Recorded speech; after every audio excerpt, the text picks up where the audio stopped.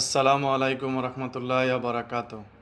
সবাই আওয়াজ তোলেন, বাংলাদেশে এই মুহূর্তে সরকার দরকার ডক্টর মিজানুর রহমান আজারি।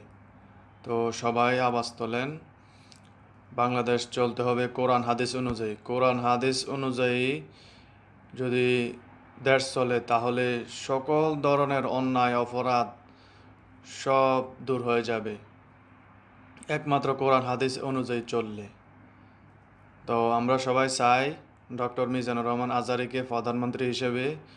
তো আপনার মতামত কি ভিডিওটির কমেন্টে বলে যাবেন এবং ভিডিওটি শেয়ার করে দিবেন। আমরা সবাই চাই ডক্টর মিজানুর রহমান আজারি বাংলাদেশে প্রধানমন্ত্রী হয়ে আসুক। আমরা সকলে চাই, এটা আমারও দাবি। অনেক মানুষ এটার প্রতি অলরেডি সমর্থন দেয়। তো আপনার